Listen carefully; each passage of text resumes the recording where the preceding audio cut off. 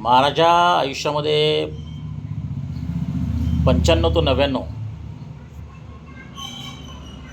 आणि खरं म्हटलं तर या काळामध्ये फक्त पोलिसांचा पहिला संबंध आला तो 27 मे 1997 मी मनशक्ती केंद्रात जाताना मला तुंगारली पोलिसांनी अडवलं आणि तिथपासून मग पोलिसांच्या विरुद्ध काय झालं, पोलिसांनी कशी दहशतवादी कृत्य केली माझ्याविरुद्ध, Deccan police station, Pune CP, गृहमंत्री, गृहराज्यमंत्री, होम मिनिस्टर सगळं CBIमध्ये रेकॉर्ड आहे. तर याच्यामध्ये 2 वर्षापूर्वी मी जेव्हा छत्रपती संभाजीनगरला आलो, 14 वर्षांतर आलो, त्याच्या अगोदर पण पोलिसांनी माझ्याविरुद्ध संघटित गुन्हेगारी केलेली आहे, लाच घेतलेली आहे, नावं दिलेली आहेत, मी पुरावे दिलेले आहेत. मी बेफाम आरोप करत नाही. मला कस्टडीत मारण्याचे प्रयत्न झाले. जव्हार पोलीस स्टेशनच्या जो भोये नावाचा त्याने 3 लाख रुपये घेतले प्रदीपच्या वडिलांकडून. काय काय नाही गोष्टी झाल्या, म्हणजे ते फार मोठी स्टोरी आहे. तर हायकोर्टाने जेव्हा आदेश दिला तर सिडको पोलीस स्टेशनमध्ये एक मोदी नावाच्या आडनावाचे ब्राह्मणग्रस्त आणि यांनी काय केलं, माझ्याकडून NOC घेतली. नंतर काय झालं की एक राहुल रेसिडेन्सी म्हणून हॉटेल आहे, तिथे आम्ही राहिलो होतो. तर तिथे आणि सिडको पोलीस स्टेशनमध्ये नागपूर नावाचा एक माणूस आहे, त्यांनी डॉक्टर मनीषा जोशीकडून लाच घेतली होती. ती लाच त्याला परत द्यायला लावली म्हणून त्यांनी फार बदनामी केली. म्हणजे आतल्या आत मी कंप्लेंट द्यायला गेलो की आमच्या विरुद्धच बोलायचे नाही. मी तिथले पोलीसवाले लोक हसायचे, खिल्ली उडवायचे वगैरे. तर मोदी सुरुवातीला माझ्या तो सिरियस होता हा माणूस, नंतर मग तो पण त्याच्यात आला सगळा. त्याला पण चान्सेस करायला फीडबॅक दिला, आसपासच्या लोकांनी पिन मारली, कारण त्यालाही पैसे मिळाले नाही. पण काय झालं, आम्ही DCP झोन 2 CP सगळीकडे गेलो. शेवटी अजित पवारांच्या PA पण फोटो टाकला. शेवटी अमित शहाकडे गेली मनीषा. आणि त्या हॉस्टेल रेसिडेन्सीमध्ये जे कपडे होते डॉक्टर मनीषा जोशीचे, ते सोमनाथ जाधव नावाची PI, सिनियर PI. मग ते म्हणाले काय तुमच्या मागे 7.5 लागली आहे. म्हणजे सिनियर PI काय म्हणतो 7.5 लागली आहे. अरे कायद्याचं पालन करणं बाबा. हां.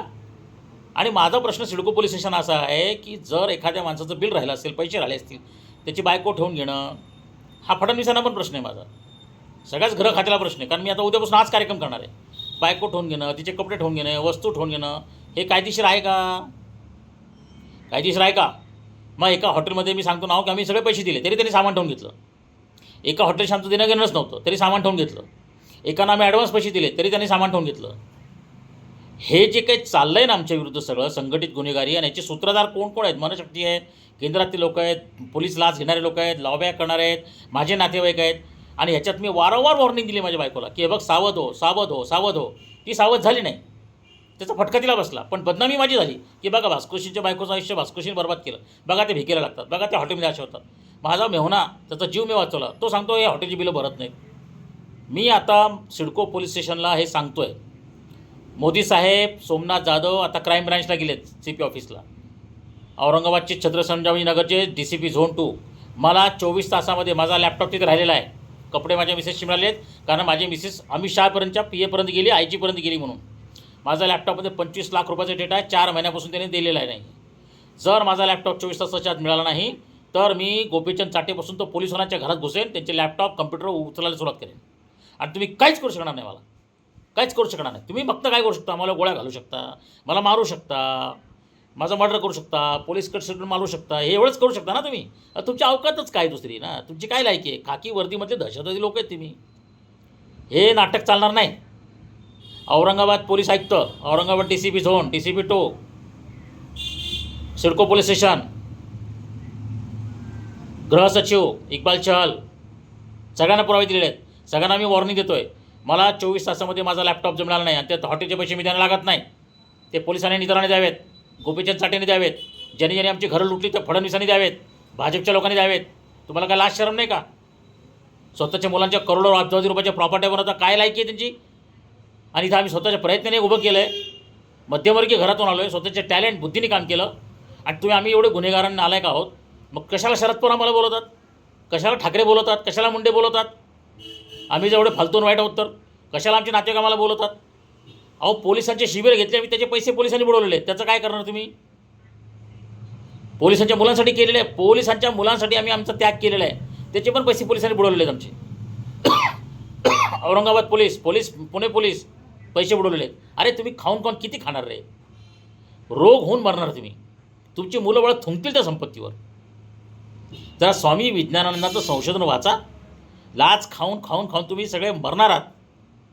लाच घेतल्याने मुलं मरतात, हे शाप नाही आहे. आणि हे काय धर्मविज्ञान कर्मविज्ञान नाही आहे. कर्मकांड हे सायन्स आहे माइंडचं. जरा लाज शरम बाळगा पोलीसवाल्यांनो.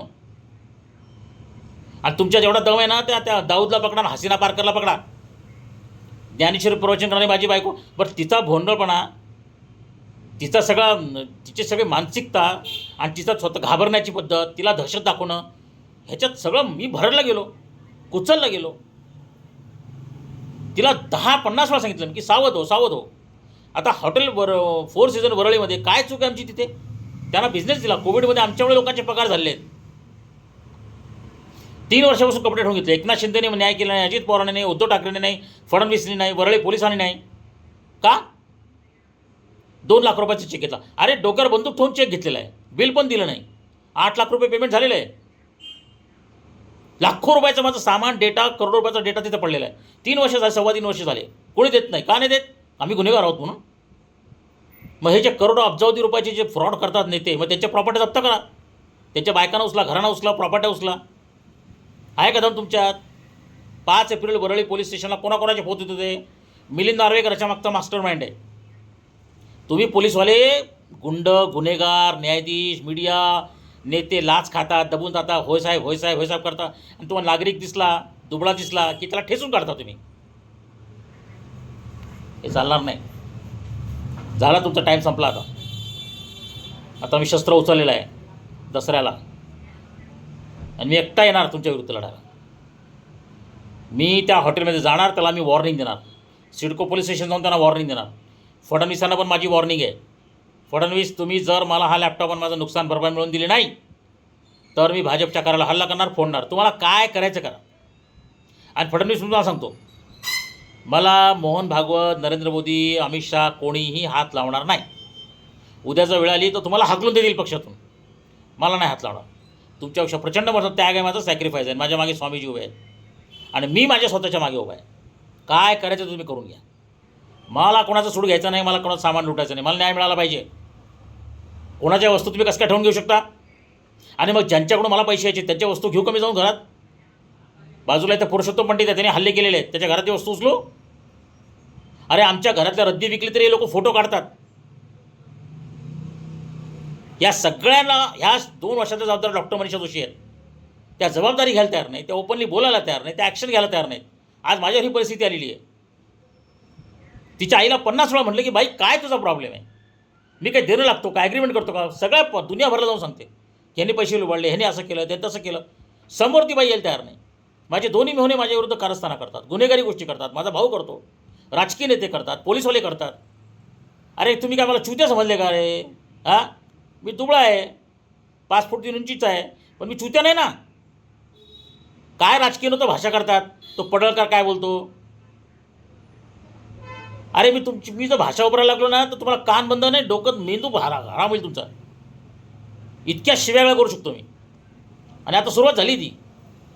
मी चाटेच्या घरी पण जाणार आहे, त्याचे कॉम्प्युटर उचलून आणणार, कमिशनर ऑफिसला घुसणार, मी सिडको पोलीस स्टेशनला घुसणार. मला माझे पैसे नुकसान भरपाई मिळाली पाहिजे, कारवाई झाली पाहिजे. तुम्ही नाही करणार, मी करणार कारवाई. आणि काय प्रॉब्लेम नाही मला. मी अंगाने काचा फोडून टाकेन देवगिरी बँकेच्या, दगड फेकून मारेन, स्वतःला मारून घेईन.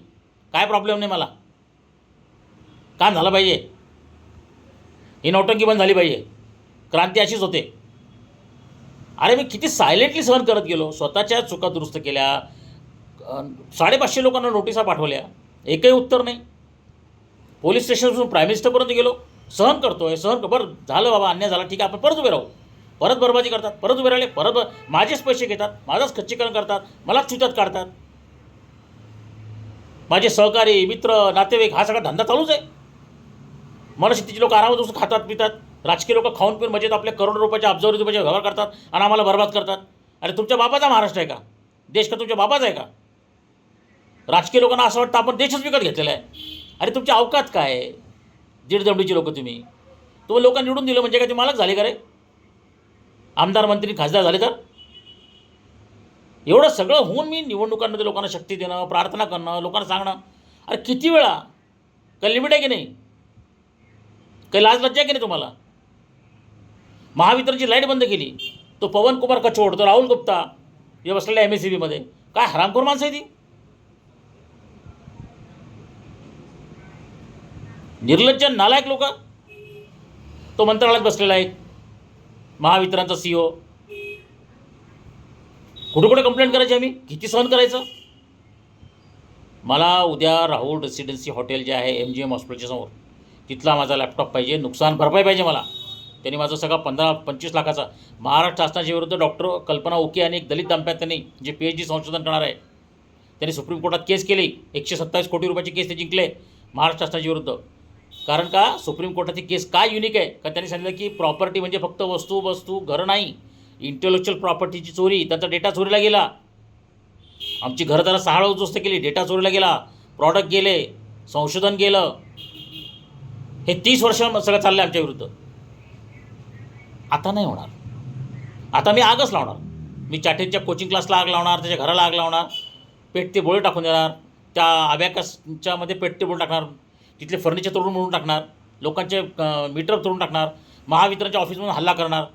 तुम्हाला जेवढे गुन्हे दाखायचे टाका यार. काय मला अरेस्ट करायचे, मारायच्या मारा. काय होऊ शकत नाही आता, का सगळे रेकॉर्ड होऊन गेलेले आहेत, वातावरणामध्ये पुरावे सगळे होऊन गेलेले आहेत. आता तुम्ही मला मारलं तरी काय होत नाही. समजलं ना. हां, ते 127 कोटी रुपये त्यांचे, आमच्या 1000 कोटीचा डेटा नष्ट झालेला आहे.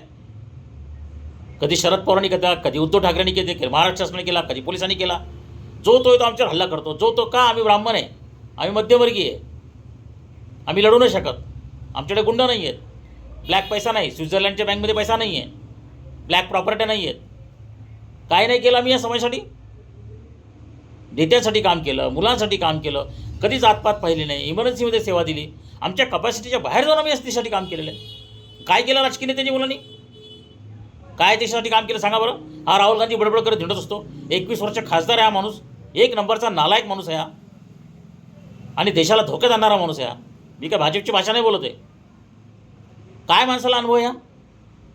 खासदार करून तरी काय काम केले सांगा बरं. काय अवकात आहे त्या प्रियंका गांधीची. हे राजकीय नेत्यांची मुलं म्हणूनच माजलेत ना. डॉक्टर मनीषा जोशीने MD केलेलं आहे, प्रवचनं केलेली आहेत, संशोधन केलेलं आहे, सेवा दिलेली आहे, नाडी परीक्षा केली आहे, मेंदूचा अभ्यास केलेला आहे, व्हिडिओ टाकलेले आहेत. अरे आमचे दोष आहेत, आमच्या चुका आहेत नाही असं नाही का, पण ते हायलाईट करायचे, आम्हाला गुन्हेगार प्रोजेक्ट करायचं, बोगस केसेस करायच्या. 2 FIR झाले, दोन्ही FIR बोगस निघाले, त्याची नुकसान भरपाई नाही. आता नाही चालणार. आता आम्ही काय करणार, म्हणजे मी काय करणार, मी लॅपटॉप तर घेणारच, पण मी हॉटेल 4 सीझनवर पण हल्ला करणार, मी हायकोर्टात पण हल्ला करणार. तुम्ही मला कुठे ना कुठेतरी मारणार की नाही, मला मारा काही प्रॉब्लेम नाही. माझा डेथ म्हणजे तुमची बर्बादी आहे, हे तुम्ही आता डोक्यात पक्क ठेवून चाला. चांदसकर कुटुंबीय, माझा भाऊ असो, कोणी असो, आता कोणीही सुटेने नाही. 2 ऑक्टोबर 2025 दसऱ्याच्या निमित्ताने मी सीमोल्लंघन वेगळं करतो आहे. सगळी तयारी झालेली आहे. कोणत्या क्षणी मी मृत्यूला सामोरं जायला तयार आहे, मरायला तयार आहे. पण ह्या व्यवस्थांच्या मध्ये जो भयानक दहशतवाद आहे, तो पुढच्या पिढीला बर्बाद केल्याशिवाय राहणार नाही, तुमच्या मुलाबाळांना बर्बाद केल्याशिवाय राहणार नाही. तुम्ही सावध. हा प्रश्न भास्करशींचा नाही आहे. तुमचं कर्म वाईट आहे, स्वामीजीने तुम्हाला धडा शिकवला आणि तुमचं पापच आहे, हे असल्या फालतू बडबड बंद करा. त्या मराठीतील लोकांनी काय काय पापं केली आहेत. अरे स्वामीजींच्या अंगावर धावून गेलेत ते लोक. स्वामीजीने वरतून जेव्हा ओढी टाकली ना, तेव्हा तिथे कोण कोण होतं, काय काय झालं ते जरा तपासा. कोणी कोणाला मारण्याचे प्रयत्न केले आणि पॉलिटिकल लोकांनी किती मर्डर केलेले आहेत, काय काय झालेले आहेत. अनेक सांगाडे भारी यायचे अजून. हे आम्हाला नका सांगू तुम्ही आमचे पापन काय आहेत ते. जे काय आहे ते विषय सगळा पूर्ण कम्प्लिटली संपवा, अन्यथा I am coming everywhere at once. Thank you very much. See you there.